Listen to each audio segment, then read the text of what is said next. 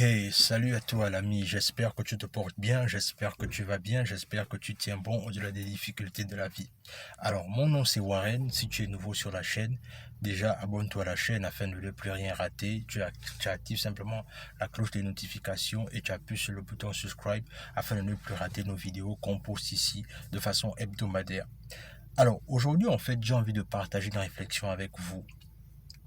C'est que je réalise une chose, c'est que normalement, nous les Noirs, en fait, on a encore du pain sur la planche. Oui, nous les Noirs, on a encore du pain sur la planche. Et quand je parle des Noirs, je parle des Noirs, que ce soit les Américains, que ce soit, je ne sais pas, mais les Noirs en général, on a encore du pain sur la planche. Le but ici, c'est qu'il faut comprendre une chose, c'est qu'aujourd'hui, on va un peu parler je vais un peu de ma piste de réflexion sur la situation de R. Kelly et tout ce qui va avec. Et il y a un message vraiment qui est subliminal derrière, en fait, que les gens ne réalisent pas. C'est que, certes, on accuse R. Kelly de beaucoup de chefs d'accusation par rapport au fait qu'il il a joué beaucoup de son influence pour abuser des petites filles et tout ce qui va avec. Mais le truc, c'est que ce que les gens ne réalisent pas, ou encore ce que les gens ne font pas assez attention, c'est que les médias, notamment, ils ont quelque chose d'assez fort, les médias en fait. C'est-à-dire que la plupart du temps, comment est-ce que les médias fonctionnent lorsqu'ils veulent détruire quelqu'un? Ce que les médias font en général, c'est que ils préparent déjà la chute de quelqu'un à travers les émissions en fait, ou à travers la télévision. Ça veut dire que quand on a préparé la personne à le détruire déjà, on commence à parler mal de lui, on commence à beaucoup faire des débats et des émissions autour de lui afin de préparer sa chute en fait. Et c'est la même chose comme étant avec les chefs d'État africains. Le truc c'est que la chute de R. Kelly a été préparée depuis le début en fait, c'est-à-dire par rapport au fait que c'est quelqu'un qui était déjà persona non grata. Je vais un peu essayer de mettre la lumière là, je sais pas, attendez. Voilà, là, je sais pas que la lumière là ça va. C'est-à-dire que R. Kelly à la base c'était déjà quelqu'un qui était persona non grata à la base parce que c'est quelqu'un qui n'était pas, on appelle ça comment? Il ne suivait pas forcément les règles. Et du coup, on s'est simplement appuyé sur ses faiblesses pour lui donner la sentence qu'on a pu lui donner, simplement également à côté, avec son passif aussi par rapport au fait qu'il aimait les jeunes filles. Mais ici, la moralité de l'histoire ici, c'est que j'ai envie de faire ressortir quelque chose. C'est que la plupart du temps, on réalise une chose, c'est que les artistes, certains artistes du moins de la pop et tout, on réalise du moins les grands artistes, c'est que beaucoup d'entre eux, quand on regarde bien leur histoire, beaucoup d'entre eux en fait avaient des penchants pour les jeunes filles. C'est-à-dire on parle par exemple Elvis Presley, lui de toute façon, il avait un grand penchant pour les jeunes filles. On parle par exemple de c'est quoi le nom du chanteur là, Claude François, lui aussi, il avait le même penchant pour les jeunes filles. Mais le truc c'est que on réalise que à un moment donné, quand on arrive chez les Noirs, c'est-à-dire que c'est comme si en fait, il y a un souci là où on veut toujours faire que ce qui se passe dans d'autres communautés, ça peut peut-être, on va dire, entre guillemets, passer, mais lorsque ça arrive dans la communauté noire, en fait, c'est comme si on veut faire passer ça comme étant quelque chose qui va faire école pour les autres qui veulent tester en fait la chose. C'est-à-dire que c'est comme si ça ne suffisait pas par rapport au fait que déjà, on sait déjà que R. Kelly a été condamné, il n'y a pas de problème.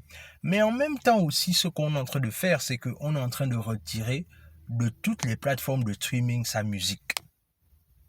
C'est-à-dire, c'est-à-dire qu'on a déjà préparé sa chute, ok, tout le monde sait déjà qu'il est en train de tomber, mais en même temps, non, ça ne se limite pas là, en fait. C'est ce qu'on va encore plus loin, c'est que on arrête, on est en train de supprimer toute sa musique, en fait. Et la moralité de l'histoire ici, c'est que tant que les Noirs, et ça c'est vraiment dommage, mais il faut qu'on le dise, tant que les Noirs ne vont pas posséder eux-mêmes leur propre industrie, en fait, ce qui va arriver, c'est qu'ils vont toujours subir les autres. Tant que les Noirs, je ne parle même pas des Africains, quand les Noirs ne vont pas posséder leurs propres industries, c'est ce qui va toujours arriver en fait.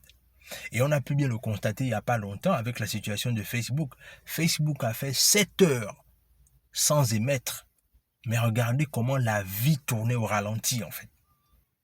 Parce que les gens se sont habitués à Facebook. Et ce qui est tellement étonnant, c'est que Facebook contrôle pratiquement tout. C'est-à-dire, il contrôle WhatsApp, il contrôle Instagram et il contrôle Facebook également, bien évidemment. Ce qui fait que du coup, les trois réseaux sociaux-là réunis, en fait, ça fait en sorte que les gens, quelque part, sont tellement affectés parce qu'ils réalisent que les choses ne vont plus comme il fallait, en fait. Et même, ça prend aussi un coup en ce qui concerne les business en ligne.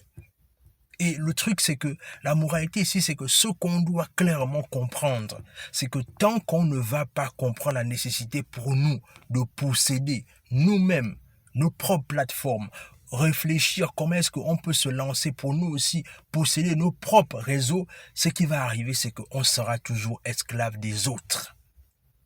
C'est aussi simple que ça. Et le but ici, c'est que toi qui es développeur, toi qui es informaticien, toi qui es bon dans tel ou tel domaine technique, lève-toi et crée ton business.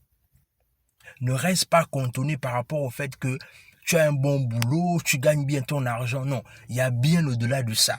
Aujourd'hui, est-ce que vous vous rendez compte que en Chine, les Chinois ont tellement développé l'amour du consommé chinois que eux-mêmes, ils ont développé leur propre réseau social comme Facebook. Et le truc, c'est que c'est justement, je ne dis pas qu'il n'y a pas de plateforme qui existe dans la communauté, mais le truc, c'est que même les plateformes qui existent dans la communauté ont beaucoup de manques. Le truc, c'est que beaucoup ne réalisent même pas que, je ne vois même pas un grand marketing développé autour de ces marques-là, autour de ces produits-là. Alors que ce sont des choses qui devraient clairement être visibles, en fait, pour que les gens s'y intéressent. Qu'est-ce qui fait qu'aujourd'hui, tout le monde veut aller sur Facebook? Qu'est-ce qui fait que tout le monde veut télécharger WhatsApp et aller sur Instagram? C'est parce que c'est le marketing qui est derrière.